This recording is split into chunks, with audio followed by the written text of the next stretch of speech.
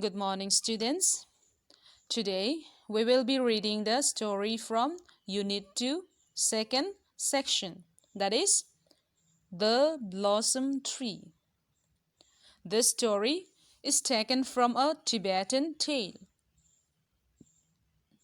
It is said that Lord Buddha was teaching his disciples the true meaning of friendship. Okay, let me ask you a question. Do you have friends? Do you choose friends according to the color, whether he or she is fair or dark, tall or short, whether he is thin or fat? If you do so, this is not a true friendship. So, this lesson, The Blossom Tree, will tell you how a true friend is always with you in times of problems and difficulties. So students, now you can take out your text. It is on page 37. So let's read the chapter. Long ago in the city of Benares, there once lived a great king, and his name was King Brahmadatta. He was loved by all the people in Benares, for instead of taxing people or making war, King Brahmadatta loved to garden. And of all the plants and trees in the city, his favorite was the blossom tree. So students who lived in Benares, King Brahmadatta. Okay, King Brahmadatta lived in the city of Benares, and he was loved by all the people. Why? Because he loved gardening instead of taxing people or making wars with others. And we also saw that King Brahmadatta loved the blossom tree more than any other plants and the trees. Next paragraph. It was said that even when Benares was but a small village by the river, the blossom tree was already an ancient plant. Some people believed that the blossom tree's roots went so deep that they went to the realm of the demons. Others believed that the blossom tree's great boughs touched heaven itself. So, in these lines, it tells us that the blossom tree was already there when the Benares was just a small village by the river. The blossom tree was already an ancient plant. Ancient here means old. So, the blossom tree was already an old plant when Benares was just a small village. And some people believed that the blossom tree's roots went so deep that they reached the world of the demons, that is the realm of the demons, the devils. And some other people also believe that blossom tree's great main branch touched the heaven itself. Here boughs means the main branch of the tree. King Brahmadatta loved the blossom tree because to him it was a poem of life. He spent a lot of time in its shade. But for all the time King Brahmadatta spent beneath the boughs of the blossom tree, he never once noticed the little kusha grass that grew around the tree and or the little chameleons that played around.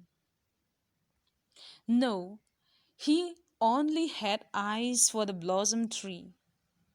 But the spirit of the blossom tree knew all about the kusha grass and its spirit and the chameleons, for they had been friends for longer than time. Nobody knew how old this blossom tree was, and the entire city of Benares was proud of this ancient tree. This tree was standing at the middle of the garden. Whoever sees this blossom tree, they could not help but just admire looking at a tree. And here in this line, we see that King Brahmadatta loved the blossom tree more than the other trees and plants. Why? Because to him it was a poem of life. He spent many happy hours in this beautiful garden than his palace. He used to spend time under the shade of this blossom tree, but he never noticed the kusha grass growing beneath the tree, beneath this blossom tree, as this blossom tree was a huge tree and it looked like a giant. But this blossom tree knew everything about the kusha grass, as they had been friends for a long time. One day, the king was seated in his great throne room with his wife, the queen, sipping tea, when something fell into his tea. "Something has fallen into my tea," he said. It was white.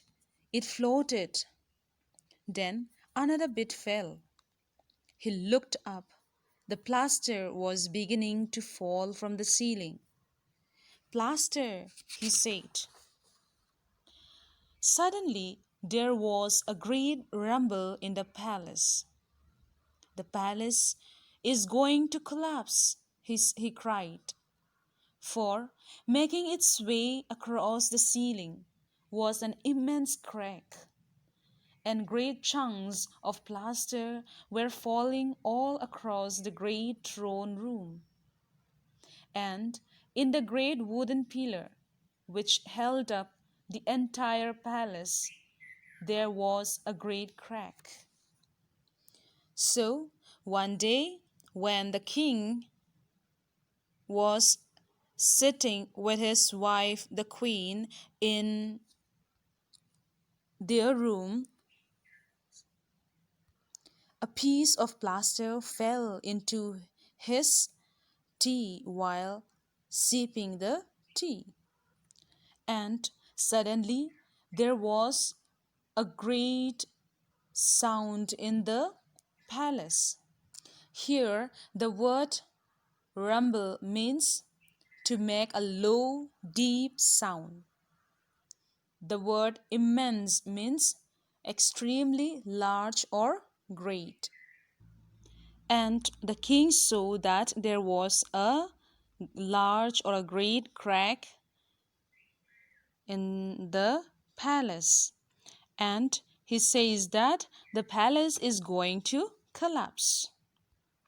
"Carpenters, builders," he cried, "quickly go out into the parks, into the gardens. Find a tree to replace the pillar. Hurry, we must repair the palace." So the carpenters and the builders searched from park to park, tree to tree, measuring, trying to find a tree great enough to replace the pillar.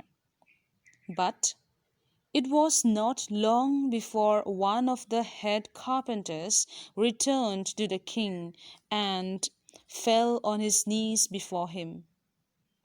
"Your Majesty, it pains me to report that there is only one tree great enough to replace the pillar." "Well, what is it? What is it?" asked the king. "It is the blossom tree." The king looked at the builder. "The jewel of Benares, the most beautiful tree of in all of India? No, no, there must be another." "There is no other, king."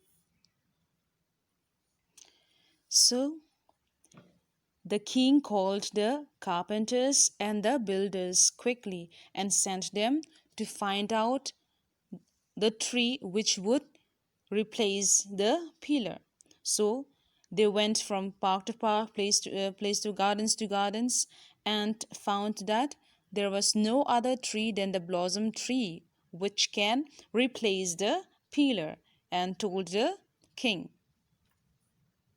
And the king was shocked to hear that there is only the blossom tree which can replace the pillar of his palace. Poor King Brahmadatta. He did not know what to do. He could either save the blossom tree or let his palace collapse. But he could not do the latter. His servants, his family lived there. The people needed to see the king in the palace. Now, poor King Brahmadatta was broken. He did not know what to do because he loved the blossom tree, and on the other side there is his servants, his family, and the people. So he was unable to take the decision whom to save. It was too big a decision for the king. So he went that night out into the park to the blossom tree itself. Its mighty branches rose above him, and he could feel its immense spirit surging from the earth, up its trunk, out its boughs, out its leaves, down into the earth, into its roots again. And he prayed to the spirit of the mighty tree for an answer. But the spirit of the blossom tree said nothing. And so King Brahmadatta decided to chop it down. So now, what did the king do? Since it was too big for him to take the decision, he went to the blossom tree that night to ask for an answer. But since the spirit of the blossom tree did not say anything in return, he decided to cut down the tree. So students, that's all for today's class. If you have any doubts, you can ask me in the WhatsApp group.